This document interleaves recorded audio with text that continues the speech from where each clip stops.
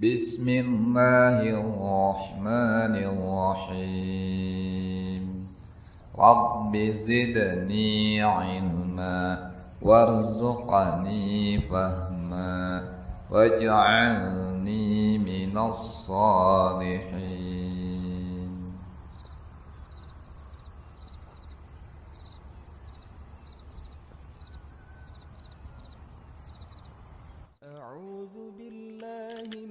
Assalamualaikum warahmatullahi wabarakatuh. Pada kesempatan kali ini kita akan belajar mata pelajaran Akidah Akhlak kelas 7 Madrasah Tsanawiyah tentang memperkuat akidah Islam, yang mana ini adalah bab 1 dari mata pelajaran Akidah Akhlak kelas 7 semester Kasal. Bab 1 memperkuat akidah Islam akan kita pelajari dalam 2 kali pertemuan.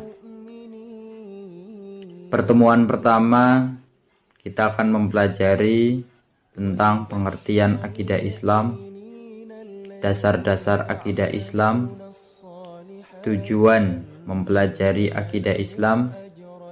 Sementara di pertemuan kedua kita akan mempelajari pengertian iman, Islam, dan ihsan, hubungan iman, Islam, dan ihsan, dan nanti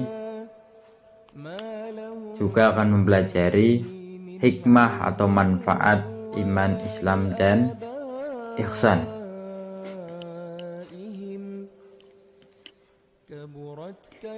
Fokus kita dalam belajar kali ini yaitu ada pada kompetensi dasar pengetahuan 3.1.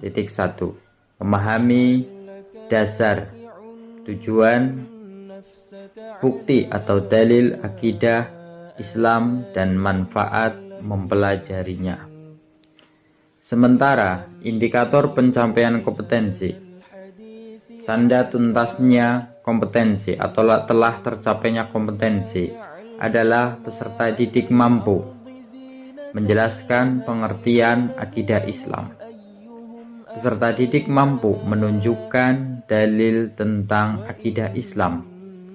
Peserta didik mampu menjelaskan dasar akidah Islam.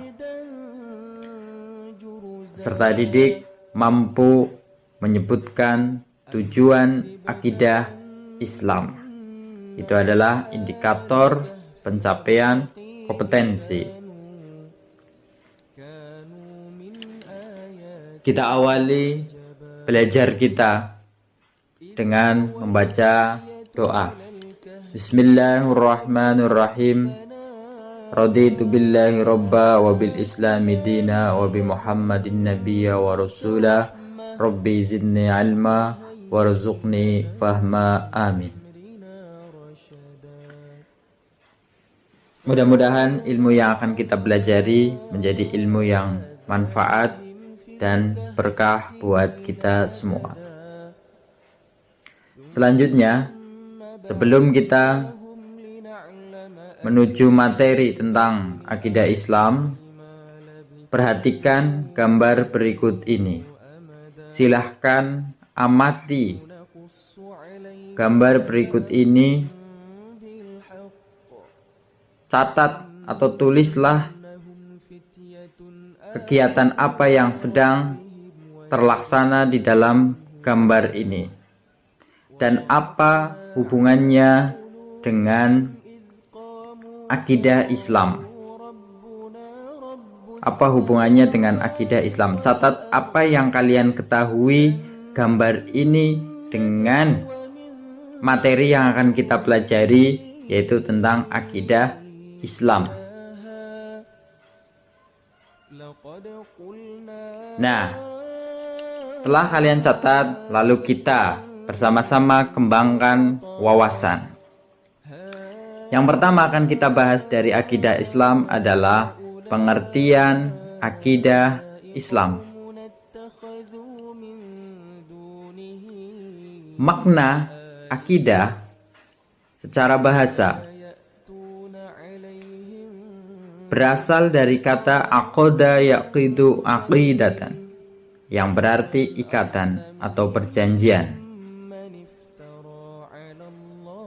Ini adalah makna akidah secara bahasa, yaitu ikatan atau perjanjian. Para ulama memberi pengertian akidah sebagai berikut. Ini para ulama mengartikan atau memberi pengertian akidah sebagai berikut. Ma'aqada alaihil qalbu wad-dhamiru. Artinya, sesuatu yang terikat kepadanya hati dan nurani. Ini adalah pengertian dari para ulama. Dalam Al-Quran, kata akidah sering disebutkan, antara lain terdapat di dalam surat Al-Ma'idah ayat 1. Bismillahirrahmanirrahim. Ya ayyuhalladzina amanu awfu bil uqud. Artinya, wahai orang-orang yang beriman, penuhilah akad-akad itu. Dari sini dapat kita ketahui bahwasanya pengertian akidah secara bahasa itu berasal dari kata aqada yaqidu aqidatan, yang artinya adalah ikatan atau perjanjian. Sementara akidah menurut istilah adalah suatu pokok atau dasar keyakinan yang harus dipegang oleh orang yang mempercayainya. Suatu pokok atau dasar keyakinan yang harus dipegang oleh orang yang mempercayainya. Ini adalah akidah secara istilah. Secara umum, akidah dapat digunakan oleh ajaran Islam ataupun akidah di luar Islam, sehingga ada istilah akidah Islam, akidah Nasrani, akidah Yahudi, dan akidah-akidah yang lainnya.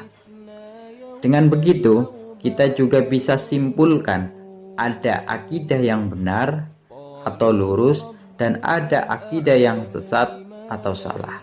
Maka akidah Islam, al-akidah al-islamiyah, bisa diartikan sebagai pokok-pokok kepercayaan yang harus diyakini kebenarannya oleh setiap orang yang beragama Islam. Itu adalah semua itu yang telah kita baca tadi, telah pelajari, adalah pengertian akidah Islam baik secara bahasa maupun secara istilah ataupun pengertian yang diberikan oleh para ulama. Dan perlu kita ketahui bahwasanya pondasi awal dari akidah Islam adalah keyakinan terhadap Allah Subhanahu wa ta'ala sebagai Tuhan yang wajib kita kenal melalui sifat-sifatnya. Selanjutnya, yang nomor 2 adalah dasar-dasar akidah Islam. Dasar hukum akidah Islam adalah Al-Quran dan As-Sunnah. Karena itu, akidah Islam bersifat tauqifi, artinya tidak dapat ditetapkan kecuali berdasarkan dengan dalil syar'i, yaitu Al-Quran dan As-Sunnah. Selain itu, tidak seorang pun mengetahui tentang Allah. Tidak ada seorang pun yang mengetahui tentang Allah, tentang segala yang wajib baginya dan yang harus disucikan darinya, melainkan Allah itu sendiri. Dan tidak seorang pun setelah Allah yang mengetahui tentang Allah selain Rasulullah SAW. Karena itu, pengambilan sumber dan dasar akidah hanya terbatas Al-Quran dan As-Sunnah. Yang pertama, dari sumber dasar akidah Islam adalah Al-Quran. Al-Quran adalah firman Allah Subhanahu wa Ta'ala yang diwahyukan kepada Nabi Muhammad Sallallahu Alaihi Wasallam dengan perantara malaikat Jibril. Melalui Al-Quran inilah Allah Subhanahu wa Ta'ala menuangkan firman-firman-Nya berkenaan dengan konsep akidah yang benar yang harus diyakini dan dijalani secara mutlak dan tidak boleh ditawar oleh umat Islam. Di dalam Al-Quran banyak terdapat ayat-ayat yang berisi tentang tauhid. Di antaranya adalah Quran surat Al-Ikhlas ayat 1-4. Bismillahirrahmanirrahim. Qul huwallahu ahad, Allahus samad, lam yalid wa lam yulad walam yakullahu kufuwan ahad. Katakanlah, dialah Allah yang Maha Esa. Allah adalah Tuhan yang segala sesuatu bergantung kepadanya. Dia tidak beranak dan tidak pula diperanakan, dan tidak ada suatu apapun yang setara dengan Dia. Ini adalah dasar hukum atau dasar akidah Islam yang pertama adalah Al-Quran.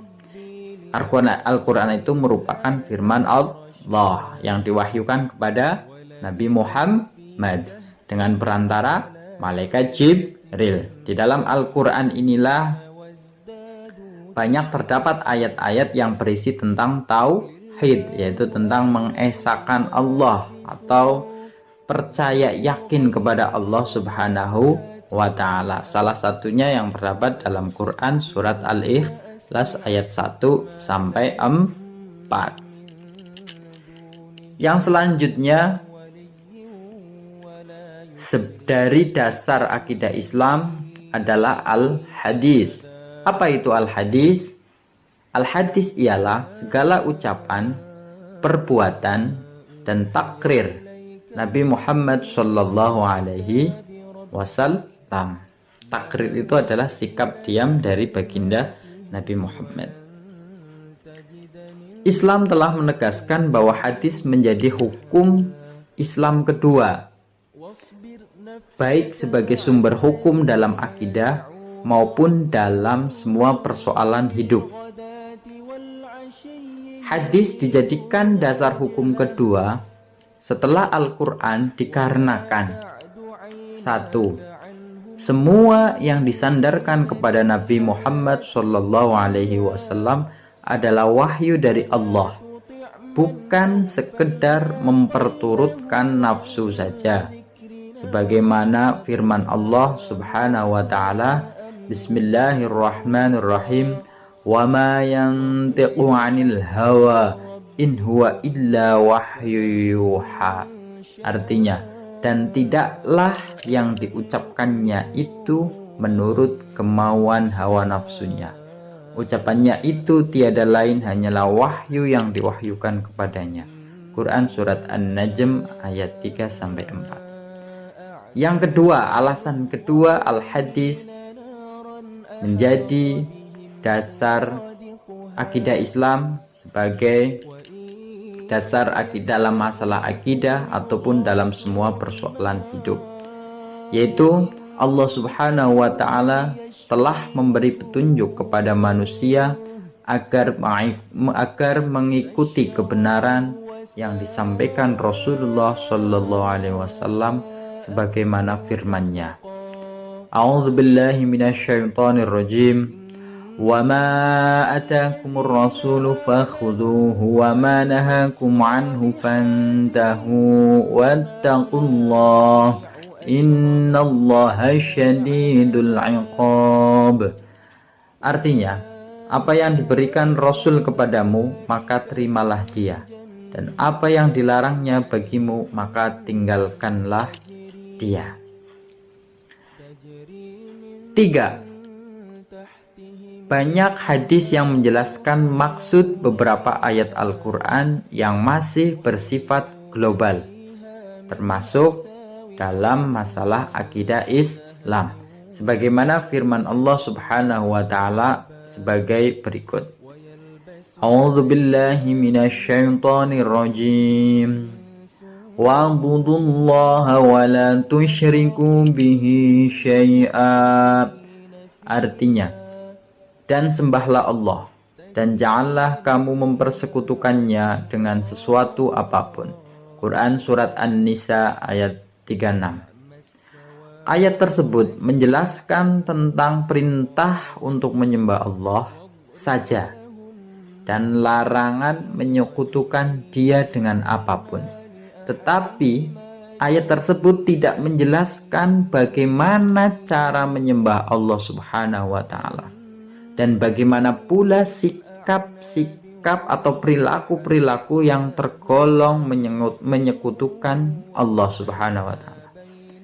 Nah, tata cara menyembah Allah Subhanahu wa taala dan berbagai bentuk perbuatan menyekutukannya dapat dipahami melalui hadis-hadis dari Nabi Muhammad SAW. Sehingga fungsi hadis adalah untuk memperjelas maksud ayat Al-Quran.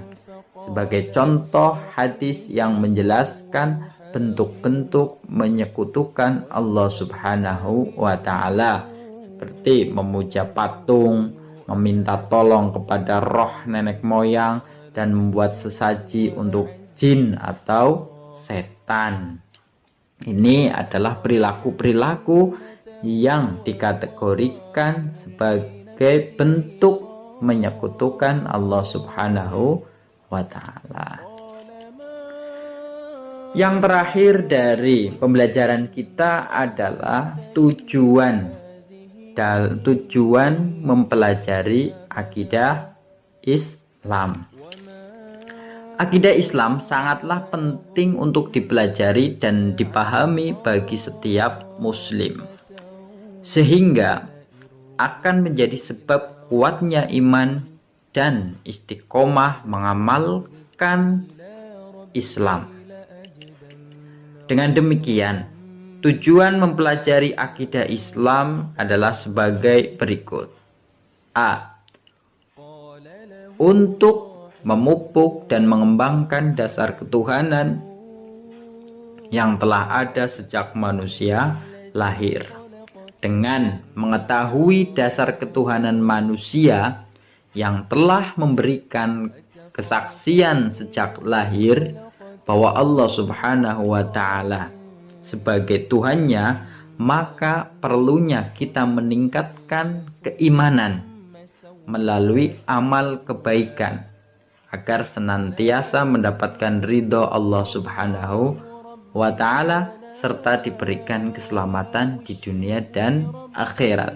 Dan ini semua dapat kita raih dengan mempelajari akidah Islam. Yang kedua atau B, untuk menghindarkan diri dari kemusyrikan. Di antara tujuan seseorang mempelajari akidah yang benar adalah agar tidak terjadi penyimpangan dan tersesat dari jalan yang telah Allah tentukan. Untuk mencegah manusia dari kesyirikan, perlu adanya tuntunan yang jelas tentang kepercayaan terhadap Tuhan yang Maha Esa. Kemungkinan manusia terperosok ke dalam kesyirikan selalu terbuka, baik syirik jali terang-terangan berupa perbuatan maupun syirik khafi tersembunyi di dalam hati. Nah, dengan mempelajari akidah Islam, manusia akan terpelihara dari perbuatan syirik.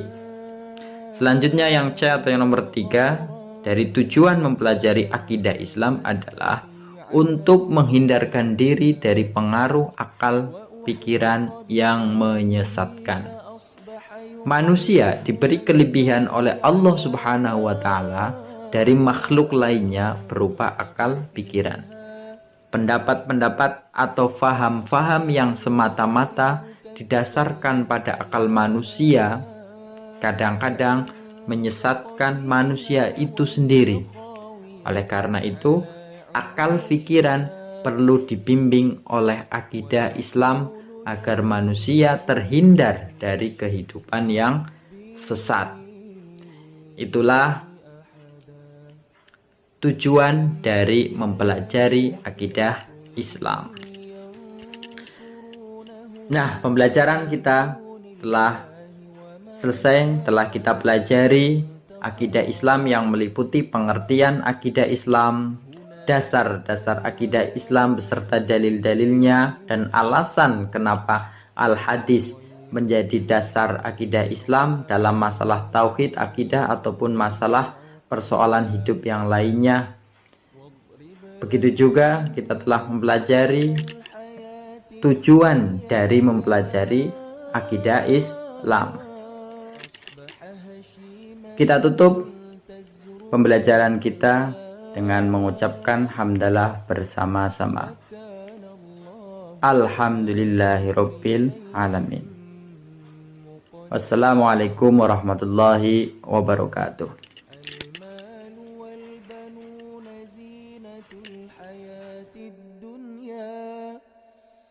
والباقيات الصالحات خير عند ربك ثوابا وخير أملا.